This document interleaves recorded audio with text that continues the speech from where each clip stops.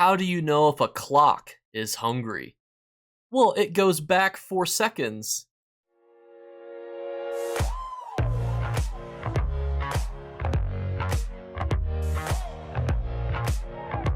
What's going on, YouTube? We just had our Update 44 live stream, but we still, as always, on a Tuesday, have to go over our Infinite Archive vendor because, as always, we got a rotational store of items that we need to break down, and this week I promise we will even look at the books. And we start off first with our Dwarven Segmented Legs, which normally drops from this public dungeon here below the Reach, and it gives you access to the Dwarven Scab. Now, this is actually just a non-combat exotic pet that looks, well, just like this Scab right here. It's pretty cool, but honestly, where it drops from is relatively easy to get to.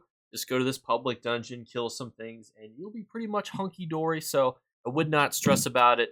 If you wanted to get this item, just farm for it naturally. This next one actually is really funny based on where it drops. So it's the Preserved Mushroom Sponge Wipe, and it drops on the Telvanni Peninsula, but to get it, you actually have to farm Fungal Grotto 1. Now, I am laughing because Fungal Grotto 1 is about to be pounded into the ground. During the Undaunted Celebration event, Fungal Grotto 1 is going to be farmed so many times there, the boss that runs that dungeon is going to want to retire or call off for that 2-week period. Because Fungal Grotto is the #1 boss farm for the Undaunted Celebration event.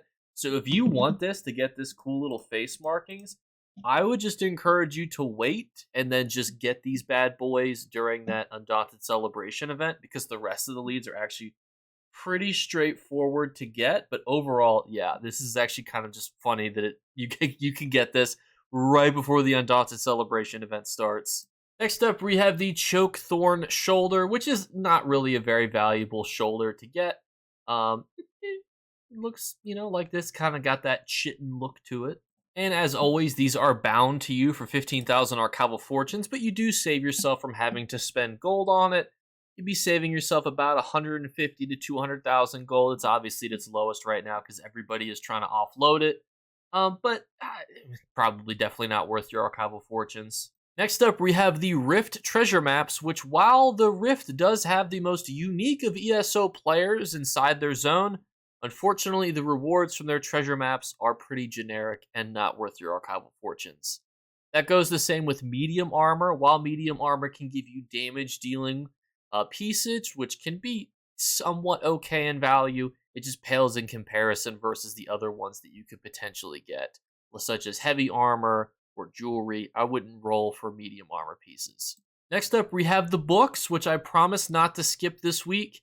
I normally am pretty harsh on the books here because I think that they usually look pretty generic and are not worth the archival fortunes, but I did want to talk about them here. You can actually see where these are normally collected from. For example, this book is actually collected from the Bastion Mimics. So kind of cool that you can get books and it tells you where they normally drop from. Next up, we have Bleed Damage, Immobilize, and Crusader's Defiance with Berserk. Now, should you buy these with archival fortunes? Almost certainly no. You can find these with gold, you can find these doing your dailies, and if you are not doing dailies right now, and you have the Westweld zone unlocked, go to Westweld, do the dailies there. You have a chance to get some of the most valuable furnishing plans in the game, and you're going to get most of these very quickly. There are circumstances where you may want to get one. For example, I don't have Berserk, I've just naturally not gotten it, and if I needed to use a build that had this script built in, maybe it's worth the archival fortunes, but for me, it's just not worth it because I don't need it right now. You can also now buy the styles, Twin Slashes, Lilac Purple.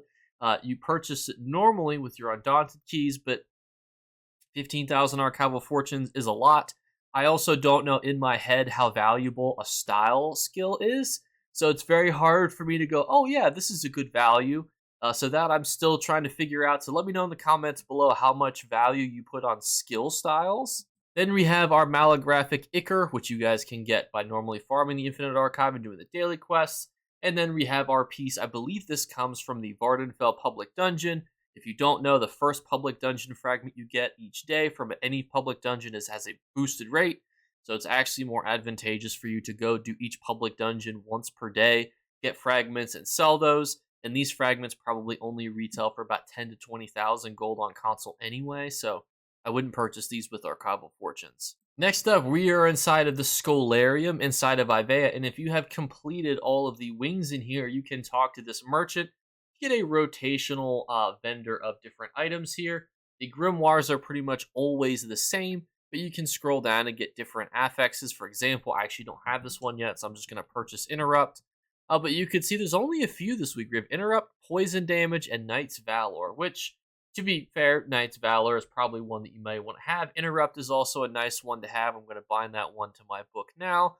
It's just nice because you can buy them with gold, but there's usually not very many in store. And usually, too, you can get these very quickly just by doing that types of content that I was telling you about. But everyone, that's going to wrap up the Tuesday vendor. We will do a breakdown video on update 44 tomorrow, just because there's so many things that were talked about. And fun fact, there were things that weren't mentioned inside of that update. For example, we were reading the patch notes together, and we were like, what is Golden Pursuits?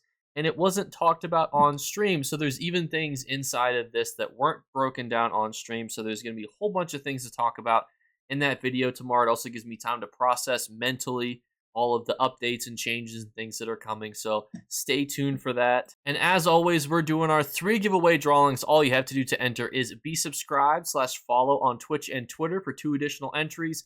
Second thing is just leave a comment in the comments below. Tell me either what is your favorite defensive PvP set or what items you were looking forward to the most in the next update. And then the third thing is look for a hidden word to be flashed upon the screen. I'm going to hide this one pretty well this month, and then I'll give clues to which video it's on later in the month. So thank you guys so much again for watching, and I'll catch you later. Bye, guys. You better remember to like and subscribe to Jakeclips. Or you should. I might have to pluck your eyes if you don't. Or, better yet, I'll skip rope with your entrails. Do it now. Subscribe. Ta-ta. Off with you.